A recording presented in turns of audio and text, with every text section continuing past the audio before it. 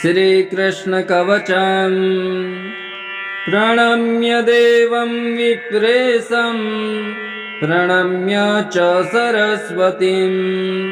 प्रणम्य च मुनीन् सर्वान् सर्वशास्त्रविशारदान्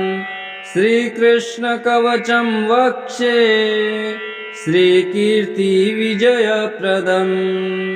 कान्तारे पथि दुर्गे च सदा रक्षाकरं नृणाम्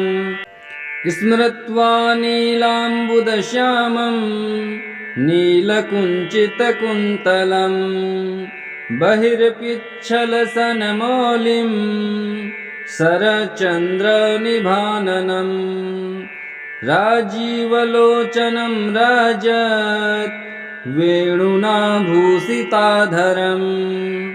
दीर्घपीनमहाबाहुं श्रीवत्साङ्कितवक्षसं भूभारहरणोद्युक्तं कृष्णं गीर्वाणवन्दितं निष्कलं देवदेवेशं नारदादिभिर्चितम् नारायणं जगन्नाथं मन्दस्मितविराजितं जपे देवमिमं भक्त्या मन्त्रं सर्वार्थसिद्धये सर्वदोषहरं पुण्यं सकलव्याधिनाशनं वसुदेवसुतः पातु मूर्धानं मम सर्वदा ललाटं देवकी सूनुः भ्रूयुग्मं नन्दनन्दनः नयनो पूतना हस्ता नासां सकटमर्दनः यमलार्जुनहृतकर्णो की कपोलो नगमर्दनः दन्तान् गोपालकः पोतु जीवां ययङ्गवीनभुक् ओष्टं धेनुकजित्पायात् दधरं केशिनाशनः चिबुकं पातु गोविन्दो बलदेवानुजो मुखम् अक्रूरसहितः कण्ठं कक्षोदन्तीवरान्तकः भुजो चारुणहारिर्मे करो कंसनिषूदनः वक्षो लक्ष्मीपतिः पातु हृदयं जगदीश्वर उदरं मधुरानाथो नाभिं द्वारवतीपतिः रुक्मिणीवल्लभः प्रेष्ठं जघनं शिशुपालः उरुपाण्डवदूतो मे जानुनी पार्थसारथिः विश्वरूपधरो जङ्घे प्रपदे भूमिभारहृत् चरणो यादवः पातु पातु विघ्नोऽखिलं वपुः दिवापायज्जगन्नाथो रात्रौ नारायणः स्वयं सर्वकालमुपासीरिस् सर्वकामार्थसिद्धये इदं कृष्णबलोपेतं यः पठेत् कवचं नरः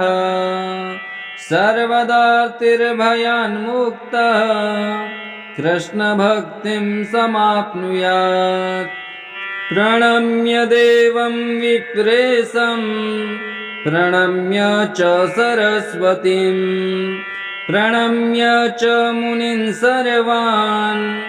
सर्वशास्त्रविशारदान् श्रीकृष्णकवचं वक्ष्ये श्रीकीर्तिविजयप्रदम् कान्तारे पथि दुर्गे च सदा रक्षाकरं नृणाम् स्मृत्वा नीलाम्बुदश्यामं नीलकुञ्चितकुन्तलं बहिर्पिच्छलसन्मौलिं शरच्चन्द्रनिभाननम् राजीवलोचनं राजत् वेणुना भूषिताधरम् दीर्घपीनमहाबाहुं श्रीवत्साङ्कितवक्षसम् भूभारहरणोद्युक्तं कृष्णं गीर्वाणवन्दितं निष्कलं देवदेवेशं नारदादिभिर्चितं नारायणं जगन्नाथं मन्दस्मितविराजितं जपे देवमिमं भक्त्या मन्त्रं सर्वार्थसिद्धये सर्वदोषहरं पुण्यं सकलव्याधिनाशनं वसुदेवसुतः पातु मूर्धानं मम सर्वदा ललाटं देवकी सूनुः भ्रूयुग्मं नन्दनन्दनः नयनो पूतना हस्ता नासां सकटमर्दनः यमलार्जुनहृतकर्णो की कपोलो नगमर्दनः दन्तान् गोपालकः पोतु जीवां ययङ्गवीनभुक् ओष्टं धेनुकजित्पायात् दधरं केशिनाशनः चिबुकं पातु गोविन्दो बलदेवानुजो मुखम् अक्रूरसहितः कण्ठं कक्षोदन्तीवरान्तकः भुजो चारुणहारिर्मे करो कंसनिषूदनः वक्षो लक्ष्मीपतिः पातु हृदयं जगदीश्वरः उदरं मधुरानाथो नाभिं द्वारवतीपतिः रुक्मिणीवल्लभः प्रेष्ठं जघनं शिशुपालः उरुपाण्डवदूतो मे जानुनी पार्थसारथिः विश्वरूपधरो जङ्घे प्रपदे भूमिभारहृत् चरणो यादवः पातु पातु विघ्नोऽखिलं वपुः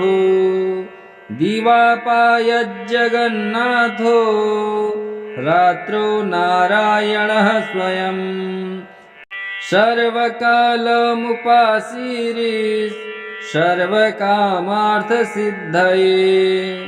इदं कृष्णबलोपेतं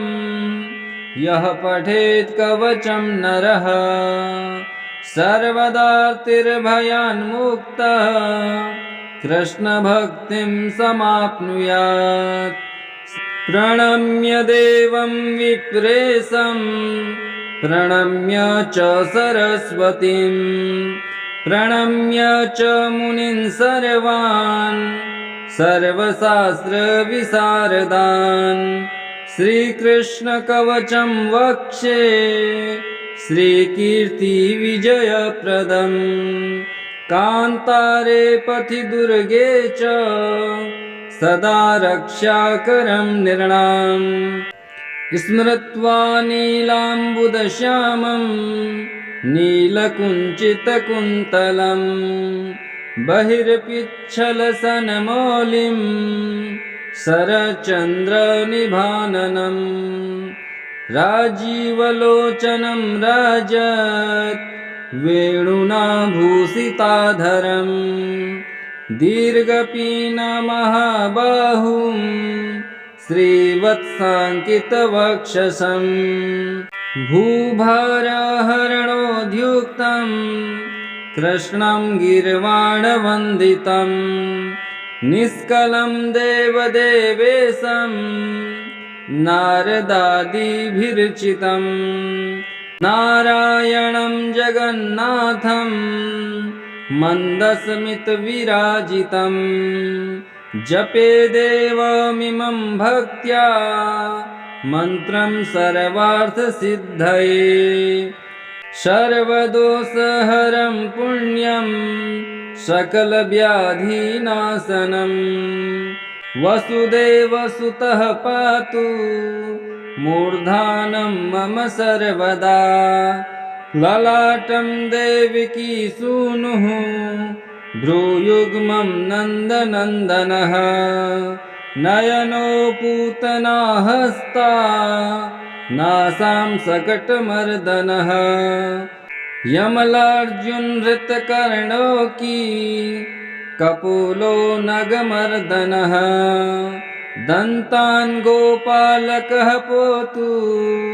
जीवां ययङ्गवीनभुक् ओष्टं धेनुकजित्पायात् दधरं केशिनाशनः चिबुकं पातु गोविन्दो बलदेवानुजो मुखम् अक्रूरसहितः कण्ठं कक्षोदन्तीवरान्तकः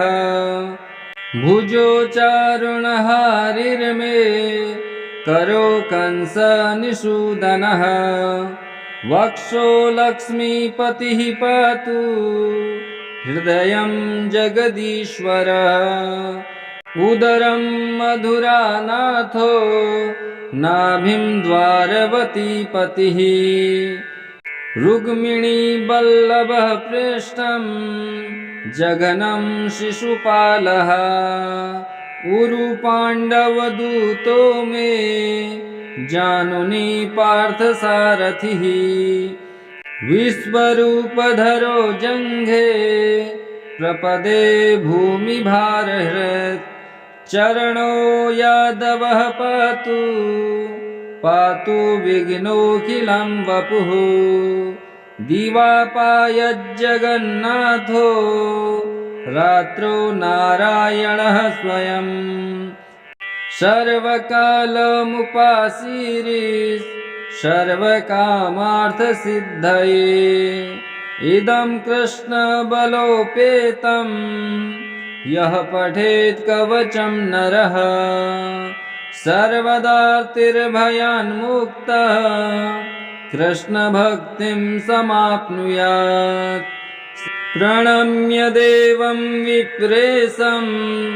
प्रणम्य च सरस्वतीं प्रणम्य च मुनीन् सर्वान् सर्वशास्त्रविशारदान् श्रीकृष्णकवचं वक्षे श्रीकीर्तिविजयप्रदम् कान्तारे पथि दुर्गे च सदा रक्षाकरं नृणाम् स्मृत्वा नीलाम्बुदश्यामं नीलकुञ्चितकुन्तलं बहिर्पिच्छलसन्मौलिं शरच्चन्द्रनिभाननं राजीवलोचनं राजत् वेणुना भूषिताधरं दीर्घपीनमहाबाहुं श्रीवत्साङ्कितवक्षसं भूभारहरणोद्युक्तं कृष्णं गीर्वाणवन्दितं निष्कलं देवदेवेशं नारदादिभिर्चितं नारायणं जगन्नाथं मन्दस्मितविराजितं जपे देवमिमं भक्त्या मन्त्रं सर्वार्थसिद्धये सर्वदोषहरं पुण्यं सकलव्याधिनाशनं वसुदेवसुतः पातु मूर्धानं मम सर्वदा ललाटं देवकी सूनुः भ्रूयुग्मं नन्दनन्दनः नयनो पूतना हस्ता नासां सकटमर्दनः यमलार्जुनहृतकर्णो की कपोलो नगमर्दनः दन्तान् गोपालकः पोतु जीवाम्ययङ्गवीनभुक् ओष्टं धेनुकजित्पायात् दधरं केशिनासनः चिबुकं पातु गोविन्दो बलदेवानुजो मुखम् अक्रूरसहितः कण्ठं कक्षोदन्तीवरान्तकः भुजो चारुणहारिर्मे करो कंसनिषूदनः वक्षो लक्ष्मीपतिः पातु हृदयं जगदीश्वर उदरं मधुरानाथो नाभिं द्वारवतीपतिः रुक्मिणीवल्लभः प्रेष्ठं जघनं शिशुपालः उरुपाण्डवदूतो मे जानुनी पार्थसारथिः विश्वरूपधरो जङ्घे प्रपदे भूमिभारहृत् चरणो यादवः पातु पातु विघ्नोऽखिलं वपुः दिवापायज्जगन्नाथो रात्रौ नारायणः स्वयं सर्वकालमुपासीरिस् सर्वकामार्थसिद्धये इदं कृष्णबलोपेतं यः पठेत् कवचं नरः सर्वदार्तिर्भयान्मुक्तः कृष्णभक्तिं समाप्नुयात् प्रणम्य देवं विप्रेशं प्रणम्य च सरस्वतीं प्रणम्य च मुनीन् सर्वान् सर्वशास्त्रविशारदान् श्रीकृष्णकवचं वक्षे श्रीकीर्तिविजयप्रदम् कान्तारे पथि दुर्गे च सदा रक्षाकरं नृणाम् स्मृत्वा नीलाम्बुदश्यामं नीलकुञ्चितकुन्तलं बहिर्पिच्छलसन्मौलिं शरच्चन्द्रनिभाननं राजीवलोचनं राजत् वेणुना भूषिताधरं दीर्घपीनमहाबाहुं श्रीवत्साङ्कितवक्षसं भूभारहरणोद्युक्तं कृष्णं गीर्वाणवन्दितं निष्कलं देवदेवेशं नारदादिभिर्चितं नारायणं जगन्नाथं मन्दस्मितविराजितं जपे देवमिमं भक्त्या मन्त्रं सर्वार्थसिद्धये सर्वदोषहरं पुण्यं सकलव्याधिनाशनं वसुदेवसुतः पातु मूर्धानं मम सर्वदा ललाटं देवकी सूनुः भ्रूयुग्मं नन्दनन्दनः नयनो पूतना हस्ता नासां सकटमर्दनः यमलार्जुनहृतकर्णो की कपोलो नगमर्दनः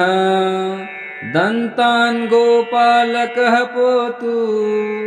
जीवाम्ययङ्गवीनभुक् ओष्टं धेनुकजित्पायात् दधरं केशिनासनः चिबुकं पातु गोविन्दो बलदेवानुजो मुखम् अक्रूरसहितः कण्ठं कक्षोदन्तीवरान्तकः भुजो चारुणहारिर्मे करो कंसनिषूदनः वक्षो लक्ष्मीपतिः पातु हृदयं जगदीश्वर उदरं मधुरानाथो नाभिं द्वारवती पतिः रुक्मिणी वल्लभः प्रेष्ठं जघनं शिशुपालः उरुपाण्डवदूतो मे जानुनी पार्थसारथिः विश्वरूपधरो जङ्घे प्रपदे भूमिभारहृत् चरणो यादवः पातु पातु विघ्नोऽखिलं वपुः दिवापायज्जगन्नाथो रात्रौ नारायणः स्वयं सर्वकालमुपासीरिस् सर्वकामार्थसिद्धये इदं कृष्णबलोपेतं यः पठेत् कवचं नरः सर्वदार्तिर्भयान्मुक्तः कृष्णभक्तिं समाप्नुयात् प्रणम्य देवं विप्रेशं प्रणम्य च सरस्वतीं प्रणम्य च मुनीन् सर्वान् सर्वशास्त्रविशारदान् श्रीकृष्णकवचं वक्षे श्रीकीर्तिविजयप्रदम् कान्तारे पथि दुर्गे च सदा रक्षाकरं नृणाम् स्मृत्वा नीलाम्बुदश्यामं नीलकुञ्चितकुन्तलं बहिर्पिच्छलसन्मौलिं शरच्चन्द्रनिभाननम् राजीवलोचनं राजत् वेणुना भूषिताधरम् दीर्घपीनमहाबाहुं श्रीवत्साङ्कितवक्षसं भूभारहरणोद्युक्तं कृष्णं गीर्वाणवन्दितं निष्कलं देवदेवेशं नारदादिभिर्चितं नारायणं जगन्नाथं मन्दस्मितविराजितं जपे देवमिमं भक्त्या मन्त्रं सर्वार्थसिद्धये सर्वदोषहरं पुण्यं सकलव्याधिनाशनं वसुदेवसुतः पातु मूर्धानं मम सर्वदा ललाटं देवकी सूनुः भ्रूयुग्मं नन्दनन्दनः नयनो पूतना हस्ता नासां सकटमर्दनः यमलार्जुनहृतकर्णो की कपोलो नगमर्दनः दन्तान् गोपालकः पोतु जीवां ययङ्गवीनभुक् ओष्टं धेनुकजित्पायात् दधरं केशिनाशनः चिबुकं पातु गोविन्दो बलदेवानुजो मुखम् अक्रूरसहितः कण्ठं कक्षोदन्तीवरान्तकः भुजो चारुणहारिर्मे करो कंसनिषूदनः वक्षो लक्ष्मीपतिः पातु हृदयं जगदीश्वर उदरं मधुरानाथो नाभिं द्वारवती पतिः रुक्मिणी वल्लभः प्रेष्ठं जघनं शिशुपालः उरुपाण्डवदूतो मे जानुनी पार्थसारथिः विश्वरूपधरो जङ्घे प्रपदे भूमिभारहृत् चरणो यादवः पातु पातु विघ्नोऽखिलं वपुः दिवापायज्जगन्नाथो रात्रौ नारायणः स्वयं सर्वकालमुपासीरिस् सर्वकामार्थसिद्धये इदं कृष्णबलोपेतं यः पठेत् कवचं नरः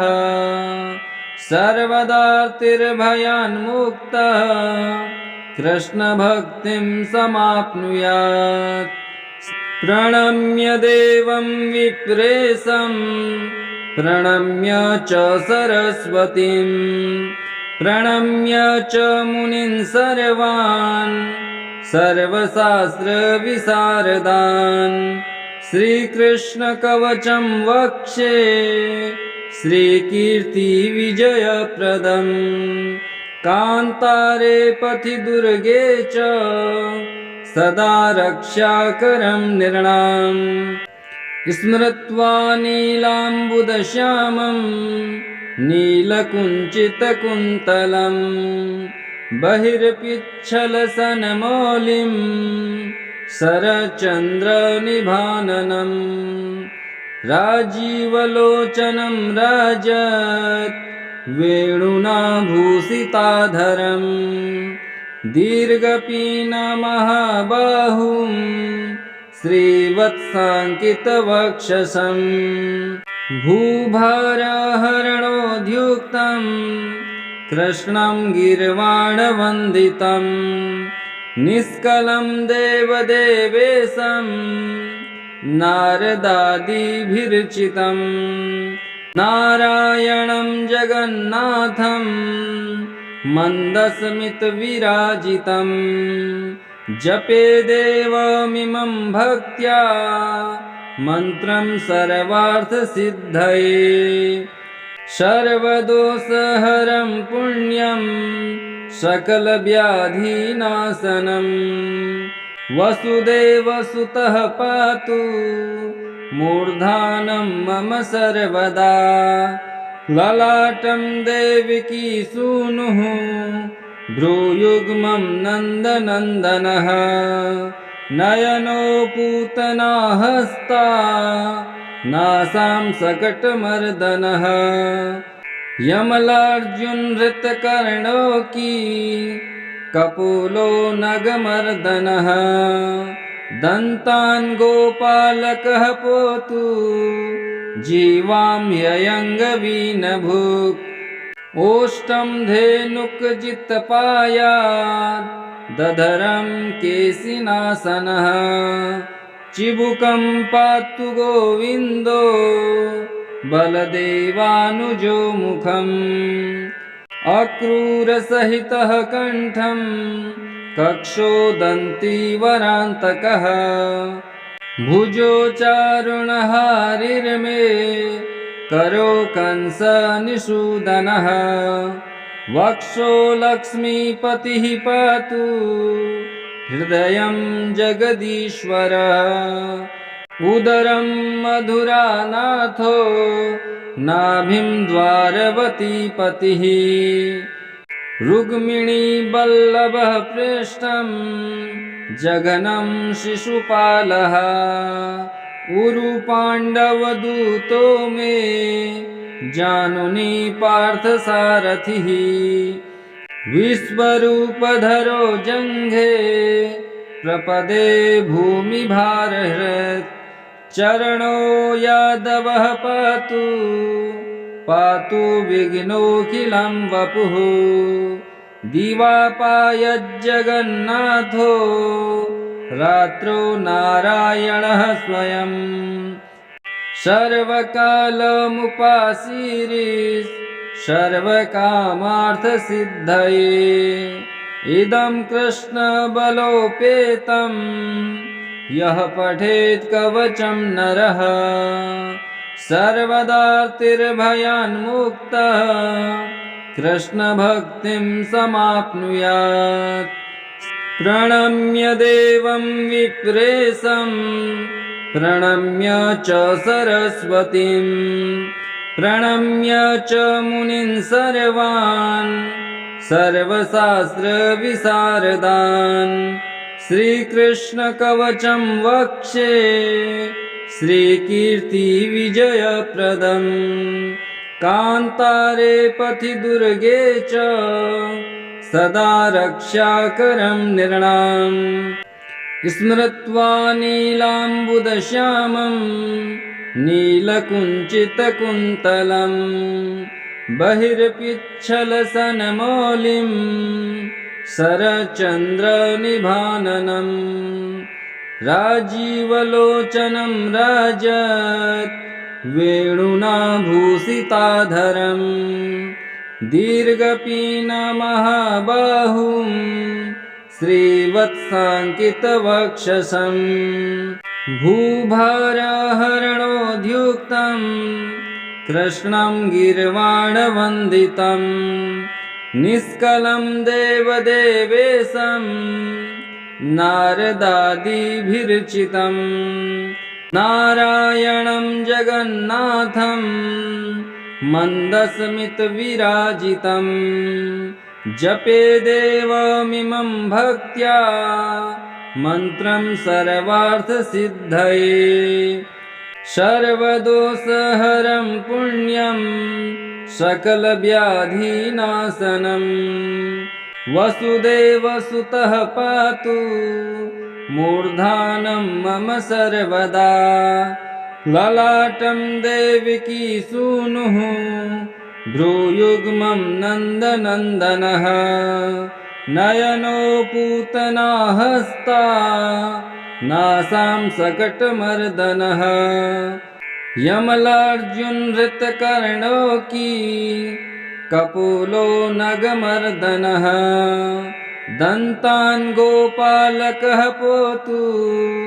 जीवां ययङ्गवीनभुक् ओष्टं धेनुकजित्पायात्